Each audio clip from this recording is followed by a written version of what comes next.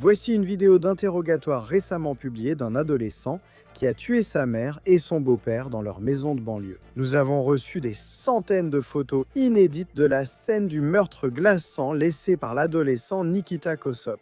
L'ancien élève du mois de son lycée a vécu avec les corps de ses parents durant 2 semaines en préparant sa fuite. Nous enquêtons sur cette affaire pour Law & Crime. Je suis Chris Stewart.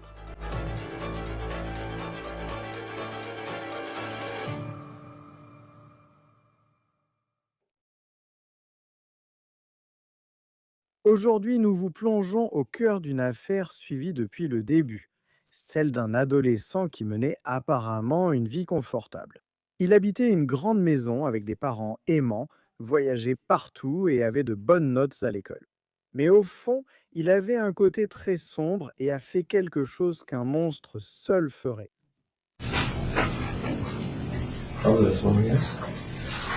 Laisse-moi voir si je peux t'enlever les menottes. Ça ne va prendre qu'1 minute.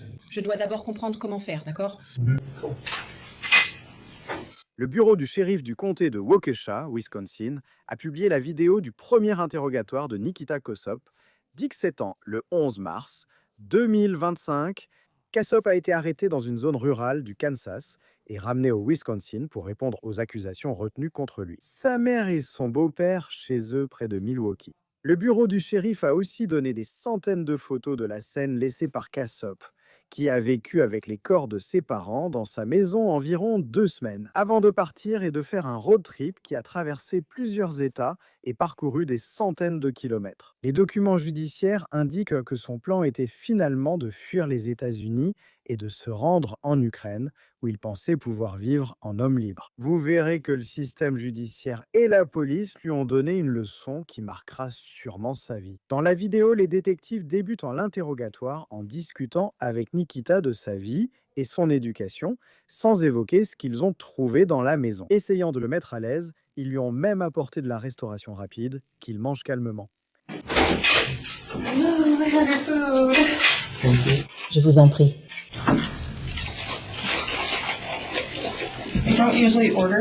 Je ne sais pas si on peut y arriver. Je ne sais pas. Désolée, je n'ai pas la pièce demandée. Alors je l'ai prise quand même. Les détectives arrivent et entament l'interrogatoire. Vous avez terminé? Oui. C'était exactement ce que vous vouliez? Oui, d'accord, très bien. Alors, Nikita, je voulais juste te présenter. Voici Ross. Salut, monsieur Anderson. Ravi de vous rencontrer. Donc, il y a d'autres détectives ici au service de l'aéroport? Les détectives interrogent sur l'enfance de Nikita, révélant de nouvelles informations sur la dynamique familiale.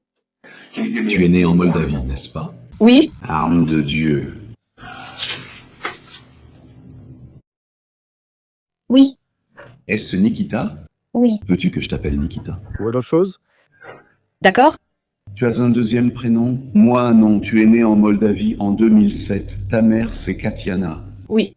Ton père biologique fait-il partie de ta vie? Eh bien, ils ont divorcé, genre en 2011. Depuis combien de temps vis-tu en Moldavie? Jusqu'en juin 2017. Donc pendant 10 ans? Oui, Tu te souviens? oui. Ouais, raconte-moi. Eh bien, Juste depuis la petite enfance. oui.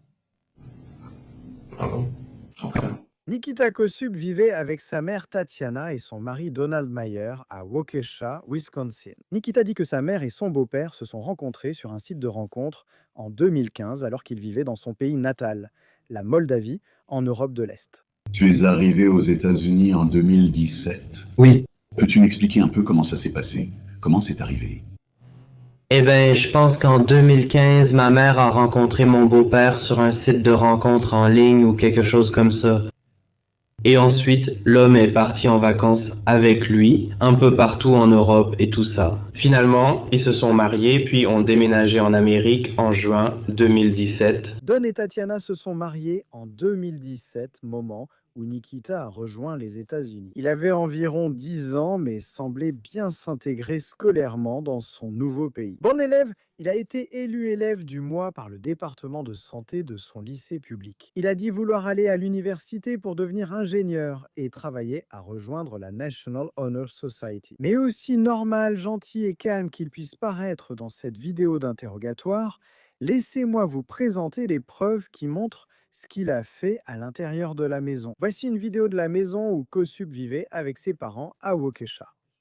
C'est une grande et belle maison dans un cul-de-sac. Voici des photos de l'intérieur de la maison, prises par les enquêteurs le jour où ils ont fait cette découverte terrifiante. Au sud, 38 Ouest, 27 056 Cider Hills Drive, la plante est en ligne avec l'État et demande une vérification pour son fils, Donald S. Mayer, né en 73, sa femme et leur fils adolescent. La plante a reçu aujourd'hui un appel de l'école de l'adolescent qui lui a dit qu'il n'était pas allé à l'école depuis longtemps.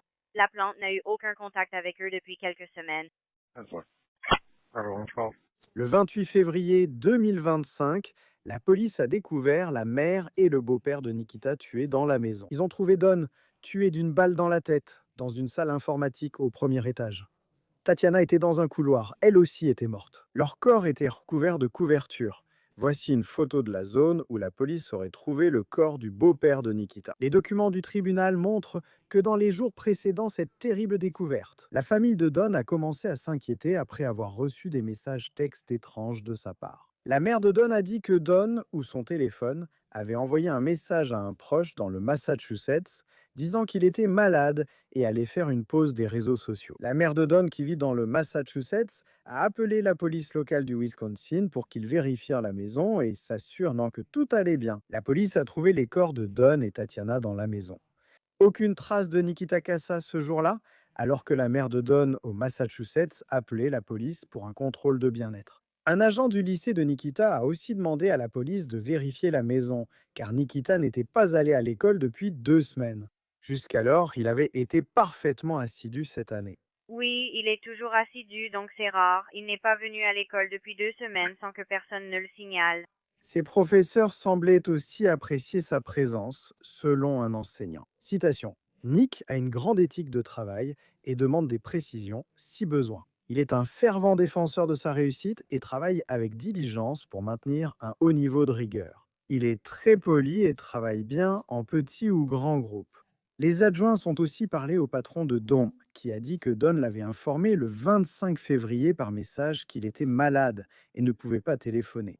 Les adjoints ont ensuite appris d'un facteur que la distribution du courrier était suspendue pour vacances au domicile familial. Un autre indice clé est venu d'un voisin affirmant avoir vu Nikita Kossop conduire la Volkswagen Atlas de Don 5 jours plus tôt. Nikita n'avait pas de permis, ce qui surprenait le voisin. Les adjoints ont localisé les téléphones de Don et Tatiana, révélant leur absence. Ils n'étaient même pas dans le Wisconsin ni dans un état voisin. Ces téléphones sont apparus à 15 heures de route dans le Wyoming et la police a exclu un problème technique. Ils y ont bien été retrouvés. Les adjoints ont localisé le téléphone de Nikita, constatant qu'il était aussi dans un autre état, avec son véhicule dans l'Iowa. Il s'était arrêté au 755 West Iowa, 80 Road, à Walcott, dans l'Iowa. Cette immense aire de repos pour camions a permis à la police de continuer à suivre le téléphone. Ils ont contacté les agents locaux au Kansas, qui ont alors pu procéder à la localisation. Nikita Kossop et ce Volkswagen Atlas à une station-service à Joaquin, Kansas. Et voici une photo du Volkswagen Atlas de Don garé à une pompe. Après la garde à vue de Nikita, les détectives affirment avoir trouvé dans sa voiture d'importantes preuves pour poursuivre Nikita Kossop. Ils affirment aussi qu'il avait pris le chien de la famille. La police a vu un pistolet Smith et Wesson en évidence dans la voiture. Photo des munitions aussi trouvées par les forces de l'ordre dans le véhicule. De retour à Waukesha, l'étui de cette arme à feu appartenant au beau-père de Nikita était vide. L'iPhone de Nikita a aussi été retrouvé dans la voiture. Et cela serait très important pour lier Nikita au meurtre de ses parents et potentiellement répondre à la question de savoir pourquoi il aurait fait une chose pareille maintenant. Dans la voiture, la police a aussi trouvé 14 000 $ en liquide, divers appareils électroniques et de nombreux bijoux qui appartenaient à Tatiana Kassa. Un appareil photo avec disque dur se trouvait dans la voiture, d'après une plainte pénale. La carte mémoire montrait des images, et ces images, je vous préviens, elles sont glaçantes, rien qu'à y penser. Et elles sont encore plus accablantes.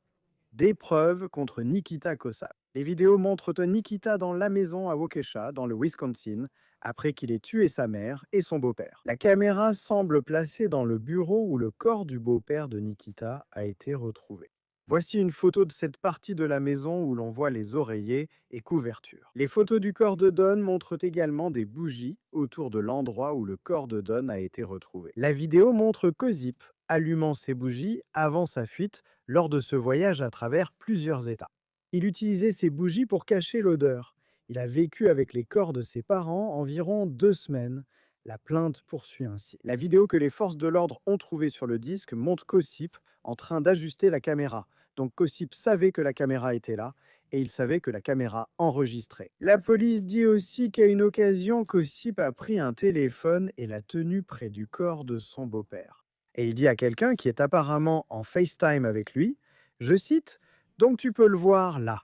Je peux littéralement voir le putain de corps là. » Et à ce moment-là, il n'était pas clair à qui Nikita parlait. La police accède finalement à l'iPhone de Nikita et la plainte indique qu'une analyse le révèle. Il y avait un fil de messages où Kossip aurait demandé à quelqu'un, je cite, « Combien de temps devrais-je me cacher avant d'être déplacé en Ukraine ? 1 à 2 mois ?» La personne répond en russe. Kossip aurait aussi déclaré, je cite, « Aussi, je devrais probablement rafraîchir mon russe parce que je comprends très bien, mais parler est plus difficile, lol. » Kossip demande aussi, je cite, « Donc pendant mon séjour en Ukraine, je pourrais vivre normalement. » Mais si on l'apprend, il y a cette phrase en russe que Nikita aurait demandé. Les écouteurs sont aussi inclus. Un modèle de qualité pour protéger Louis des coups de feu d'un 357 Magnum. Je vérifie juste que c'est bien ce type d'arme. Absent dans la boîte de sécurité de Don à la maison, l'objet a été retrouvé dans le véhicule que Kossip conduisait lors de son arrestation au Kansas. À ce jour, il n'est toujours pas clair à qui exactement Nikita Kossip s'adressait dans ses messages. Ou au téléphone, quand il montrait le corps de son père lors de cet appel vidéo, les forces de l'ordre pensant que Nikita a tué sa mère et son beau-père vers le 11 février, puis a vécu dans la maison avec leur corps pendant environ 2 semaines. Avant de partir en road trip à travers plusieurs États, il a jeté les téléphones de ses parents dans le Wyoming, puis a conduit jusqu'au Kansas, où il a été arrêté. Et ces services de messagerie courte étrange que la mère de Don, au Massachusetts, dit avoir reçus de son téléphone. On pense que ces messages ont été envoyés par Nikita Kossip après les meurtres. Voici la brève audience de Kossip en avril, avant son renvoi dans le Wisconsin pour y faire face aux accusations du meurtre de ses parents. Et cela nous amène à cette vidéo d'interrogatoire lorsque le bureau du shérif du comté de Waukesha, dans le Wisconsin, a eu l'occasion de parler avec Kossip pour la première fois depuis la découverte de ses parents morts à l'intérieur de leur maison. Donc, vous viviez à Waukesha, toi, ta mère et ton beau-père. Je crois que vous aviez un chien. Toby, c'est ça? Oui, dans cette même maison à Cider Hills. D'accord, tu allais à l'école, tu étais à Waukesha West. Comment c'était à West? Comment se passait le lycée? Oui. Bonne grâce. Tu fais bien. Ouais. Eh bien, tu apprécies ça. Je suppose l'histoire, surtout. Ouais. Ok. Y a-t-il quelque chose que tu n'aimes pas à l'école?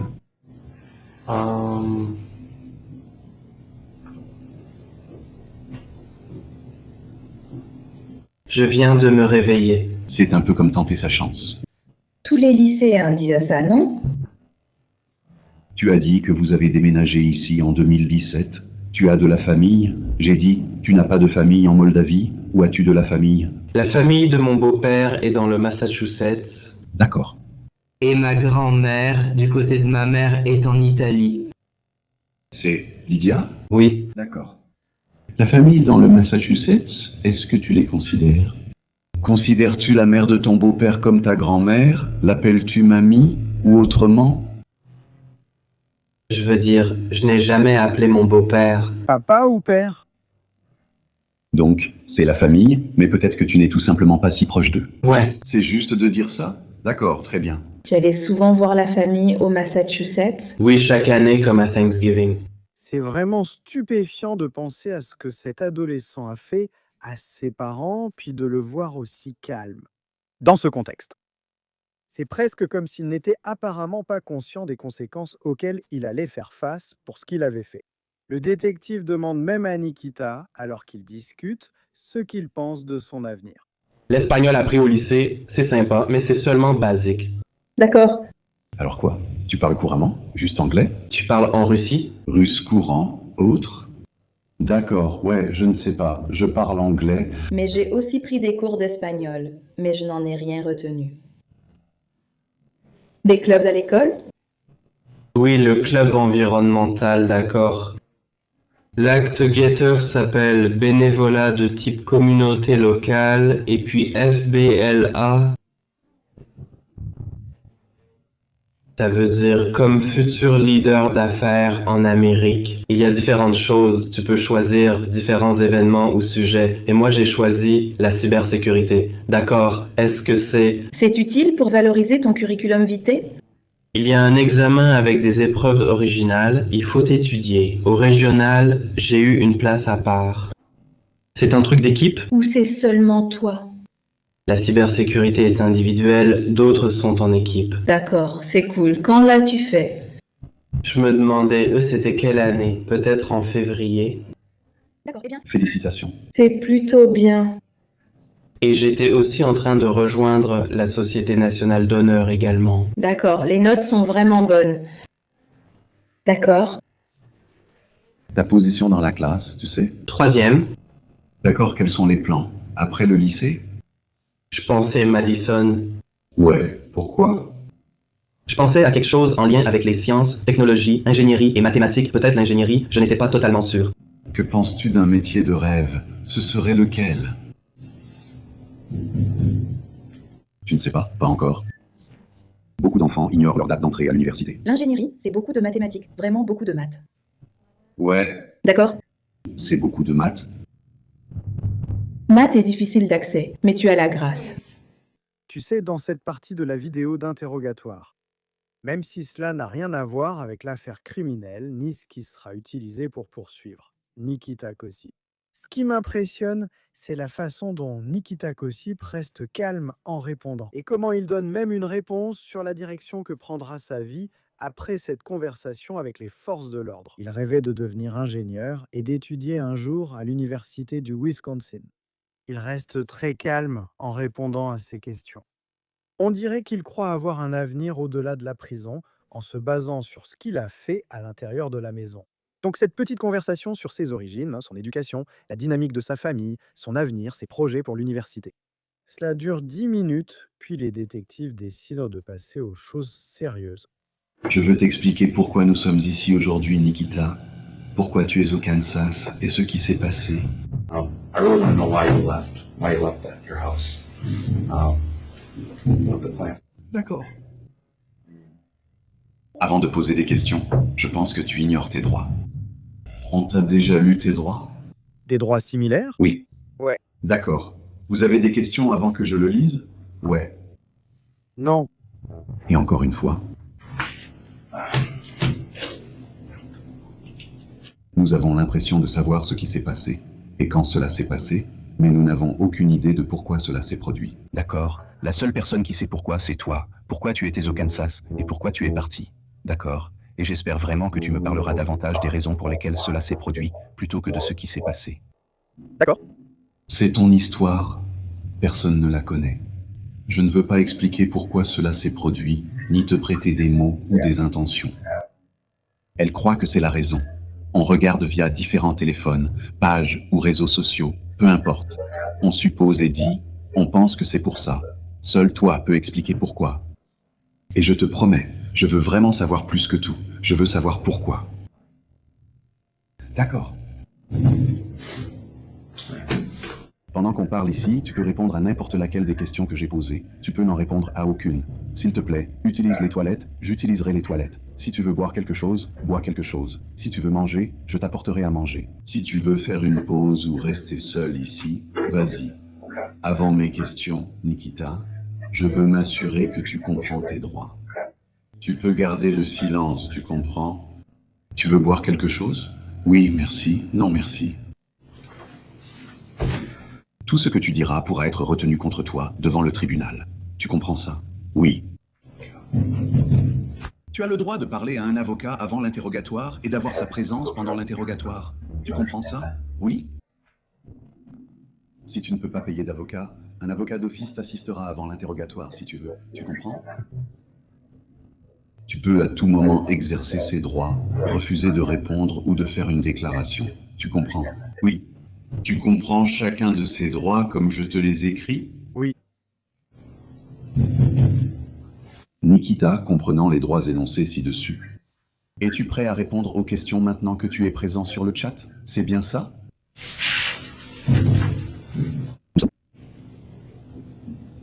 Comme je l'ai dit, si tu veux voir mes questions, elle n'est pas censée répondre.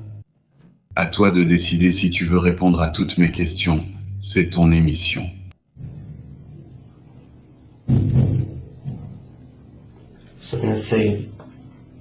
Tu peux aller faire ça ou je vais commencer à filmer. Ce sont tes droits. Tu n'es pas obligé de nous parler. D'accord, c'est comme tu veux. Je ne peux pas t'obliger à parler. Tu n'es pas obligé de me parler. D'accord, je te le dis.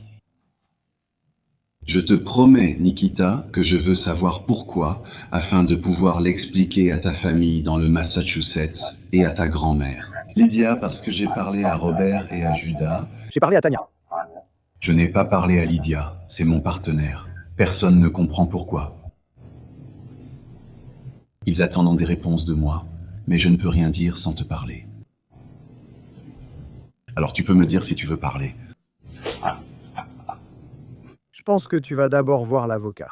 D'accord? C'est ton droit. As-tu des questions pour toi? Non. D'accord, attends encore. If you want one of those, by all means, you can. D'accord, merci. Merci.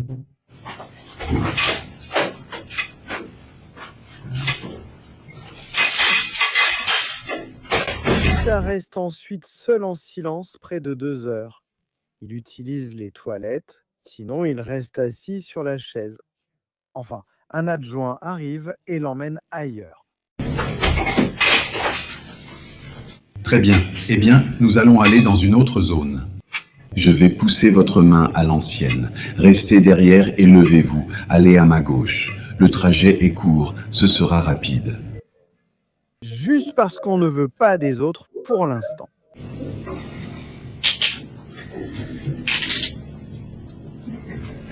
What's your time or anything? Non, c'est vrai. You alright? On retourne vers ce tableau. Par où vous êtes entré? Non, ce n'est pas court.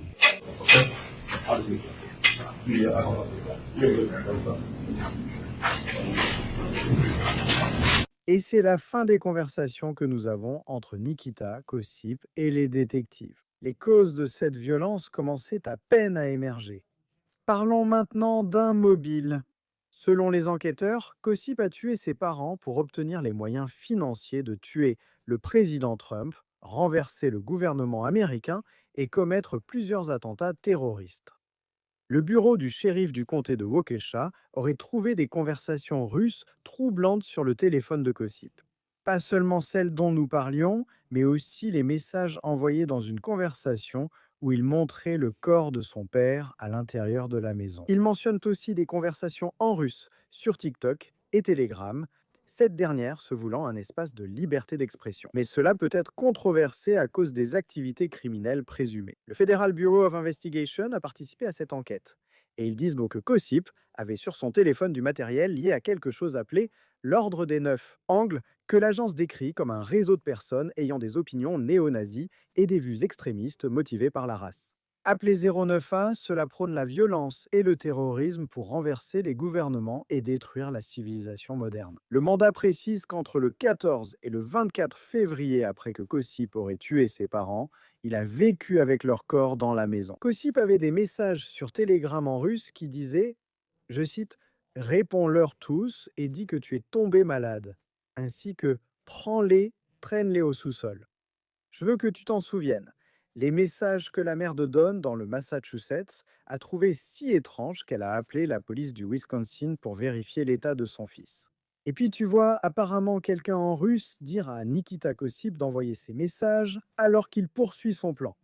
Le FBI avait apparemment déjà pris contact avec la famille Kossip en 2023 en lien avec l'activité en ligne de Nikita. À ce jour, nous savons peu sur cette rencontre, mais des agents fédéraux ont parlé à la famille de Nikita en novembre. Cette année-là, les agents disent que Nikita Kossip, qui utilisait le pseudonyme Awoken sur TikTok, il a discuté avec quelqu'un de l'idéologie raciste de l'ordre des 9 angles, ou 09A, en décembre 2024, 2 mois avant l'assassinat de ses parents. Nikita a dit à un utilisateur qu'il avait parlé à une fille de l'idéologie et qu'elle était, je cite, plutôt cool. Il a dit que si ses parents découvraient, ils me confisqueraient mon téléphone, surtout depuis la venue du FBI, laughing out loud. Les autorités ont aussi trouvé Kossip discutant sur Telegram sous le pseudo accélérationniste, le 21 janvier, moins d'un mois avant le meurtre de ses parents. En 2025, Nikita aurait évoqué une attaque terroriste avec quelqu'un et demandé « Selon toi, quel pays sera tenu responsable ?» Un utilisateur inconnu a répondu « La Russie sera tenue responsable. C'est le but ?» Nikita poursuit ensuite en disant, je cite, « Quand je t'enverrai mon manifeste pour diffusion en ligne, doit-il être en PDF ? Et aussi, tu ne changeras ni ne modifieras le manifeste d'aucune manière, dit le FBI. » Ils ont trouvé un manifeste. Il fait 3 pages et parle de tuer le président des États-Unis pour créer une révolution politique. Pour citer, sauver la race blanche. 2, je cite, politiciens contrôlés par les Juifs, avec la dernière page contenant des images et des mots faisant l'éloge d'Adolf Hitler. Fin de citation. Quant à la raison pour laquelle, spécifiquement, Donald Trump, je pense que c'est évident qu'en éliminant le président et peut-être le vice-président, cela garantirait de provoquer un certain chaos. Et non seulement cela, mais cela renforcera aussi l'idée, auprès du public, que les assassinats et l'accélération de l'effondrement sont des choses possibles à faire. Fin de citation. Extrait du manifeste de Nikita Kossip, qui écrira plus tard en note de bas de page. Pour les autres attaques possibles, j'ignore tout de leur nature ou de leur cible, même si elles partagent mon idéologie. Voici mon point. Ce manifeste concerne spécifiquement les attaques qui visent Trump. Fin de citation. En ce qui concerne cet argent, les 1000 $ en liquide et les bijoux qui ont été trouvés dans la voiture de Don, qu'il a volé, puis là où il a été arrêté, au Kansas. Il semble que Kaza voulait utiliser cet argent, qu'il a pu obtenir en tuant prétendument ses parents, pour acheter un drone qu'il aurait utilisé lors d'une attaque terroriste. Dans une discussion sur Telegram, Kossip évoque, avec Ange de la Mort, un drone doté d'un mécanisme de largage, demande comment l'entretenir et reçoit une réponse. Le coût serait de 12 à 1500 $, et il parlerait aussi d'un engin explosif improvisé. Kossip a aussi demandé des écouteurs pouvant protéger ses oreilles du bruit d'un 357 Magnum, l'arme utilisée pour tuer sa mère et son beau-père. Il faut noter que Kossip aurait évoqué un paiement en Bitcoin, car lors d'audience l'année passée, les procureurs ont dit qu'il s'était arrêté à un distributeur de Bitcoin après avoir prétendument tué ses parents et traversé plusieurs États. Nikita Kossip a d'abord plaidé non coupable aux 2 chefs de meurtre, avec préméditation au 1er degré, et aux 2 chefs de dissimulation de cadavres. Il était aussi accusé au niveau de l'État pour vol de biens de plus de 10 000 $. Nous avons présenté les preuves recueillies par les procureurs et le Federal Bureau of Investigation lors de leur enquête. Les procureurs auraient eu un dossier très solide si le procès avait eu lieu le 8 janvier. Nikita Kossip a plaidé coupable de 2 chefs de meurtre avec préméditation. Les autres charges ont été abandonnées. Voici Kossip répondant aux questions du juge. Regardez sa chaise et repensez à son calme dans cette vidéo d'interrogatoire. Sa chaise tremble pendant qu'il parle. Très bien. Et est-ce que vous comprenez, monsieur, que vous et votre avocat serez libres de plaider pour la peine ou les peines que vous jugez appropriées dans cette affaire? Oui, votre honneur. Avez-vous aussi discuté avec monsieur Raphaël des paramètres, c'est-à-dire de l'étendue des peines? C'est-à-dire que si vous êtes reconnu coupable de ces 2 chefs d'accusation de meurtre avec préméditation au 1er degré, chacun entraîne une peine d'emprisonnement à perpétuité sans possibilité de libération conditionnelle. Comprenez-vous cela? Oui, votre honneur. Mais d'un autre côté, il existe une option où le tribunal pourrait autoriser l'éligibilité à une libération conditionnelle prolongée.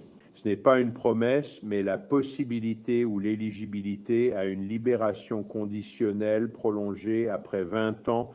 Avez-vous purgé chaque peine? Vous comprenez cela? Oui, votre honneur. Donc c'est ça, ce n'est pas un minimum. Une surveillance prolongée reste possible après 20 ans pour chaque peine.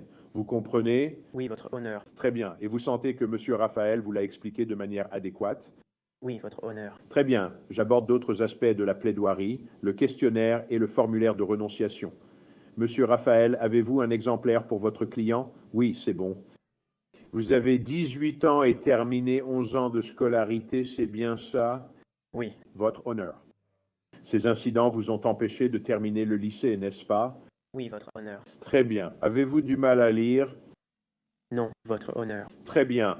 Avez-vous pu lire et comprendre les documents qui ont été produits dans cette affaire, c'est-à-dire les rapports de police, les déclarations de témoins peut-être, ou d'autres documents qui ont été générés dans cette affaire? Oui, votre honneur. Avez-vous aussi lu et compris les documents soumis avec la déclaration de culpabilité, le questionnaire et le formulaire de renonciation? Oui, votre honneur.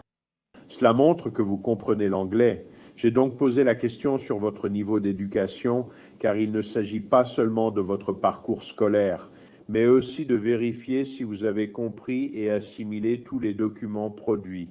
Pensez-vous avoir eu le temps de le faire? Oui, votre honneur. D'accord. Cela montre que vous comprenez les accusations. Et en fait, vous et votre avocat, ou plutôt vos avocats, avez joint au questionnaire de plaidoyer ce qu'on appelle les instructions au jury pour ces infractions pour homicide intentionnel au premier degré. C'est le numéro 1010-1010. Et cela énonce les éléments de l'infraction que l'État devrait prouver si cette affaire allait en procès. Avez-vous examiné cela avec M. Raphaël? Oui, votre honneur. Savez-vous ce que l'État doit prouver si vous alliez en procès dans ces affaires? Oui, votre honneur. Nous en parlerons dans un instant, d'accord. Cela montre aussi que vous ne suivez pas de traitement pour une maladie ou un trouble mental. Est-ce correct? Oui, votre honneur. Avez-vous consommé de l'alcool, des médicaments ou des drogues ces dernières 24 heures? Oui, votre honneur. Monsieur Raphaël, je vais vous poser des questions, comme je le fais toujours, sur votre compréhension de l'anglais, votre capacité à lire, et ainsi de suite. Monsieur Cassup a 18 ans, il en avait 17, je crois. Lorsque vous avez commencé votre représentation, avez-vous estimé avoir eu suffisamment de temps pour examiner avec votre client les éléments de la découverte, dans ce cas? Oui, votre honneur. Et j'imagine qu'il y avait aussi des vidéos. Les avez-vous examinées ensemble? Nous l'avons fait, d'accord. Y avait-il le moindre doute sur sa capacité à comprendre ou à saisir, ou laissez-moi revenir en arrière? Avez-vous eu des difficultés à communiquer avec votre client? Très bien. Je vais maintenant aborder vos droits constitutionnels. Ce document les présente. Je comprends qu'en présentant cette déclaration, je renonce aux droits constitutionnels suivants. Chaque droit est listé ici avec une case à côté, chacune barrée d'un X. Avez-vous vérifié tous ces droits avec votre avocat? Oui, votre honneur. Cela signifie-t-il que vous comprenez ces droits? Oui, votre honneur. Cela veut-il dire que vous renoncez à ces droits? Oui, votre honneur. Dites-moi si c'est vrai. Il est écrit que je renonce à mon droit à un procès. C'est exact? Oui, votre honneur. Je renonce à mon droit au silence, sachant qu'il ne sera pas retenu contre moi au procès. Oui, votre honneur. Je renonce à mon droit de témoigner et de présenter des preuves lors du procès. C'est vrai? Oui, votre honneur.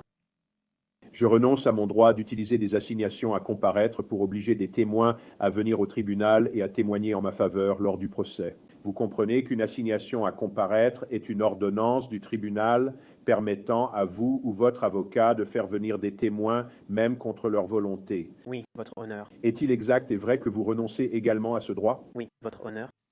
Il est écrit « Je renonce à mon droit à un procès devant jury où les 12 jurés devraient tous être d'accord pour dire que je suis coupable ou non coupable. » Est-ce exact? Oui, votre honneur.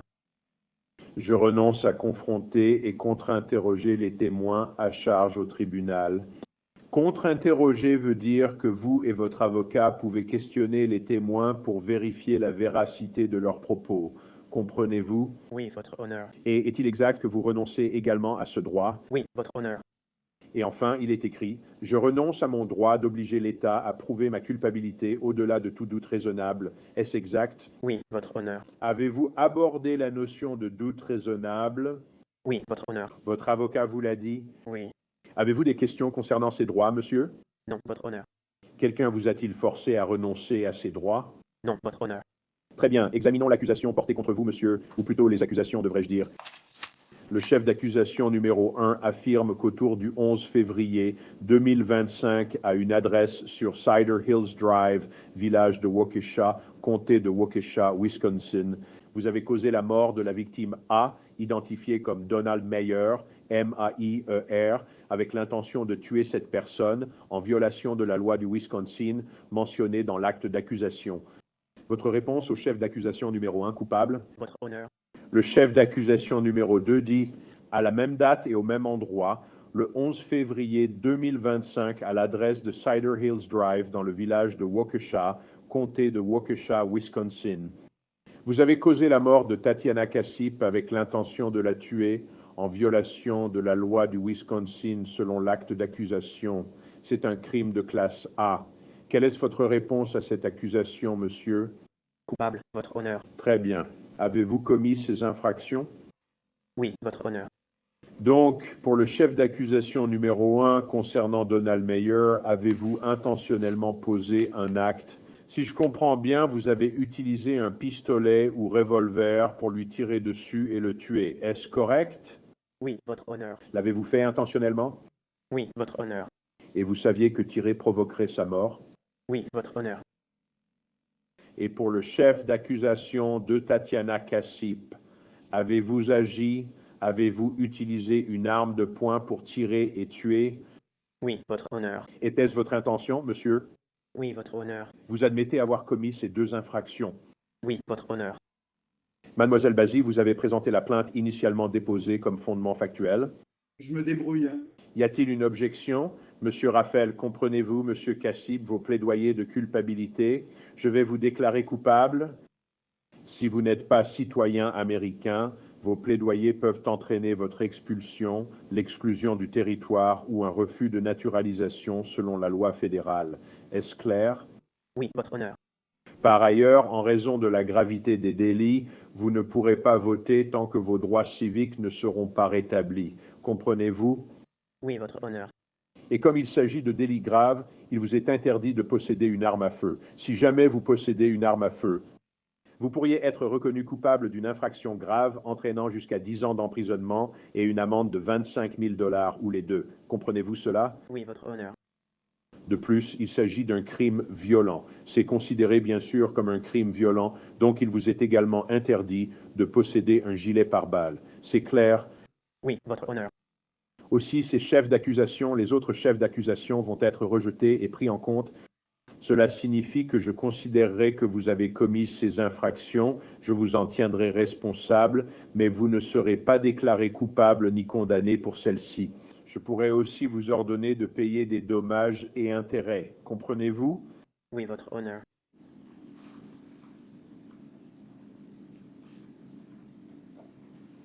Vous ne pourrez pas être poursuivi pour ceci à l'avenir. Comprenez-vous cela également? Oui, votre honneur.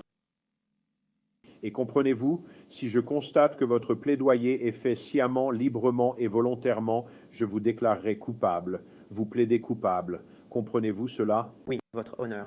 Avez-vous eu assez de temps pour en discuter avec votre avocat? Oui, votre honneur. Plaidez-vous et renoncez-vous à vos droits librement et volontairement? Oui, votre honneur. Des questions pour moi ou vos avocats? Non. Votre honneur. Après que Nikita ait plaidé coupable, le procureur du district de Waukesha a déclaré ceci. En consultant la famille, ils étaient d'accord pour dire que c'est une offre équitable. Je pense que cela nous donne la durée d'incarcération que nous souhaitons, donc il n'y a vraiment aucune raison de faire subir un procès à la famille. Pouvez-vous dire à ce stade ce que vous comptez plaider lors de la condamnation? Je pense que cette affaire mérite la peine maximale, c'est ce que je vais plaider. Je n'ai jamais changé d'avis depuis que je l'ai instruite. C'est ça. Pensez-vous qu'il pourrait sortir dans 40 ou 50 ans et revenir dans cette communauté? Je pense qu'il ne devrait pas être dans la communauté et je m'y opposerai. J'ai aussi mentionné, et je ne suis pas sûre de son statut, est-ce qu'il reviendrait dans cette communauté s'il obtenait une libération conditionnelle? Est-ce qu'il est citoyen américain? Je ne peux pas me prononcer là-dessus. C'est juste parce que je ne sais pas. Est-ce que vous vouliez aussi commenter à ce sujet? Non. Merci. Vos clients aussi. Et aussi, Avez-vous aussi consulté Nikita Kassup ou seulement ses avocats? Je sais qu'il y a eu de nombreuses discussions aujourd'hui, notamment sur sa compréhension de la situation. Puisqu'il n'a pas terminé le lycée et que l'anglais n'est pas sa langue maternelle, n'est-ce pas? D'après ce qui a été dit, il a bien compris ce que j'ai communiqué. Je ne communiquerai jamais directement avec M. Kassup, j'ai communiqué avec son avocat et je pense que c'est une bonne solution. est-ce que cela signifie que les accusations fédérales n'auront pas lieu non plus, dont on avait parlé auparavant? Je n'ai vraiment aucune idée de ce qui se passe avec l'affaire fédérale. Je ne crois pas qu'il y ait des accusations en cours, mais je ne peux pas commenter là-dessus. Vous allez au fédéral. Nous nous opposerons à toute révision. Je ne veux vraiment pas qu'il le fasse. Correct. Pourquoi tu ne veux pas savoir? C'est un danger pour la communauté. Les faits seront détaillés lors de la condamnation. Je pense juste qu'il est un danger pour notre communauté. Tu ne crois pas qu'il puisse être réhabilité après et ça serait prendre un risque? Leslie, as-tu déjà parlé à des enquêteurs fédéraux? Très tôt?